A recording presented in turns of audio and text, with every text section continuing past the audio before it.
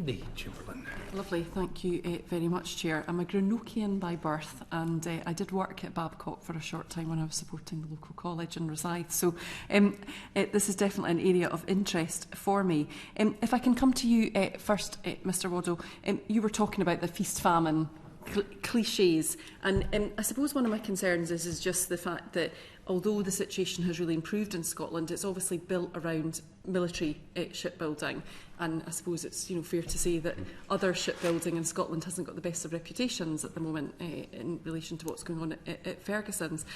Is there a risk that we're putting all our eggs into the military basket if we don't see longer term that the future governments stick to what's been laid out in the strategy refresh? Yeah, well, look, I mean, just to pick up the previous point and segue into that, if you look at most comparable economies that are shipbuilding nations, they've got one national shipbuilder. We're continuing with two, and we've got members in both companies. I support both companies. They're great jobs. I don't want to see either of them disappear. But there's a price to be paid for having two national champions, and if you keep putting them in competition with each other, as Richard has said, that there's a lot of cost and time and energy which gets dissipated in a situation where we could be collaborating.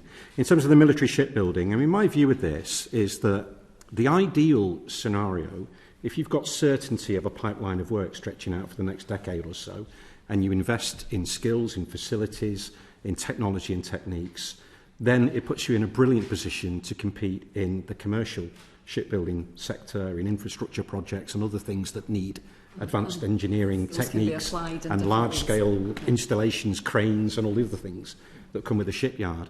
And my view has always been, if we've got this right, the military, and by that I mean Royal Navy and Royal Fleet Auxiliary, that's a really important distinction for me. If that pipeline of work is guaranteed for UK yards, then there's absolutely no reason why that spine of work couldn't be used then to expand into commercial shipbuilding, start to spread the risk and build world-class capability. We're never going to build cruise liners, I don't think, or tankers, but specialist vessels, ocean exploration vessels, like Sir David Attenborough, there's no reason why we couldn't be building those. If we win the Fleet Solid Support ships, there are potentially contracts for that sort of ship all over the world, commercial and military. And we've got a huge opportunity in offshore wind. Every other country that's spending the sorts of sums of money that we're spending has specified that those offshore wind farms have to be installed by ships built in their countries. We need something like 220 vessels, apparently, specialist vessels, to install our offshore wind farms. And for me, it's an absolute no-brainer. Why wouldn't you, right from the start, say, well, those have to be built in the UK? There's a massive opportunity for UK yards there, outside of military shipbuilding, for a national infrastructure project. It's absolutely, for me, a virtuous circle. That money gets ploughed back into local communities. It supports other businesses. It supports supply chains. I mean, why would you hand 220 vessels to a competitor nation when you could build it here? If the government's serious about levelling up in these, by definition, coastal communities are on the fringes of this country, often left behind. It's an amazing opportunity to spend UK taxpayers' money for something that we're going to have to do anyway. And create an incredible opportunity. So for me, the military shipbuilding is the underlying drumbeat, and you can build on top of that. You take that drumbeat away, and you're back to feast and famine, and everything else that I've just spoken about falls away as well. So we need that stability. Absolutely, we need that's that continuity. the underpinning guarantee of work that you can build on. Absolutely.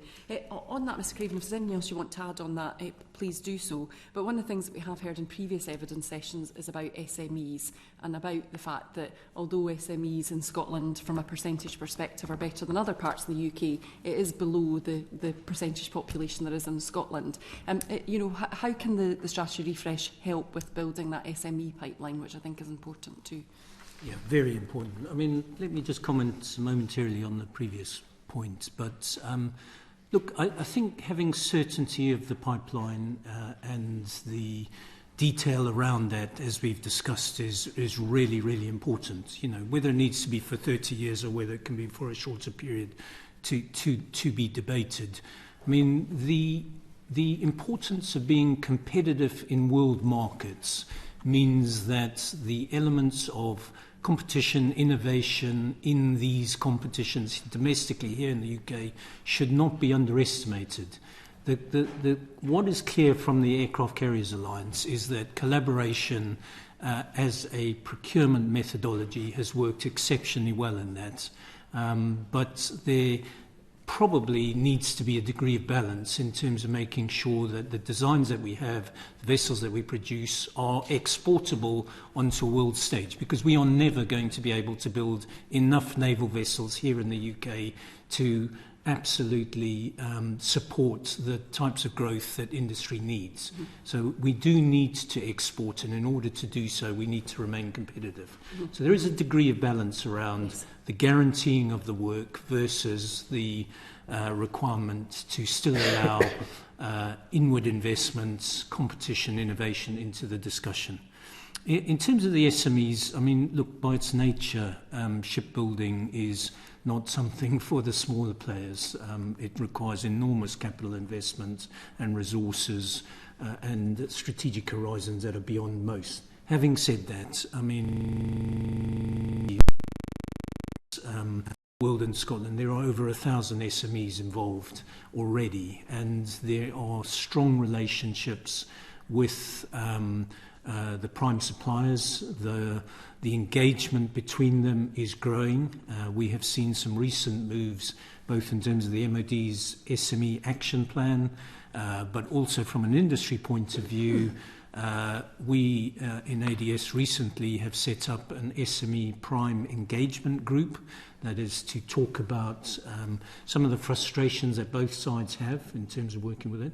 So I think there is opportunity for colleagues in SMEs to move forward. And from an ADS perspective, I have over 900 of them, and it's absolutely within my interest to see them thrive and to grow. And I would like to see them do so. Thank you very much.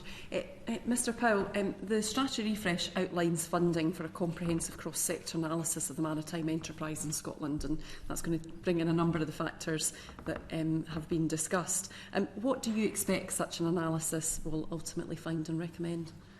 There's not much detail other than that statement. What we would I did write down information when you were speaking earlier, as in it would be good to have it. Yeah, absolutely. Yeah.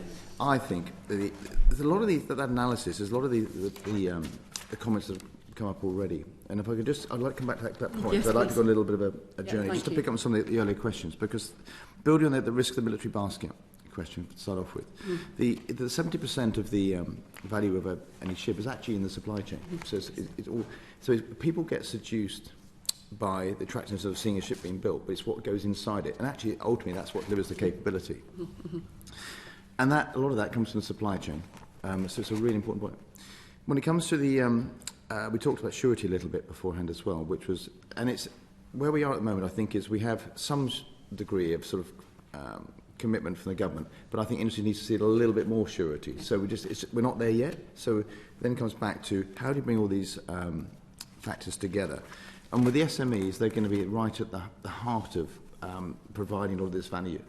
And I think working out how we can bring the SMEs together, and that's how they work with the primes, and encouraging the primes through the SME action plan, but also self-coordinating as well. And it's very difficult for a small company to find the bandwidth to engage in the broader discussions, which is why, again, back to the trade organisations have a role to play in this. Yeah. So I think that investigation needs to look quite broadly to understand the factors that are relevant, that come out in committee hearings like this, because it's the industry view. There's a lot of good stuff captured in the National Shipbuilding Strategy, but there are other factors as well. Yeah.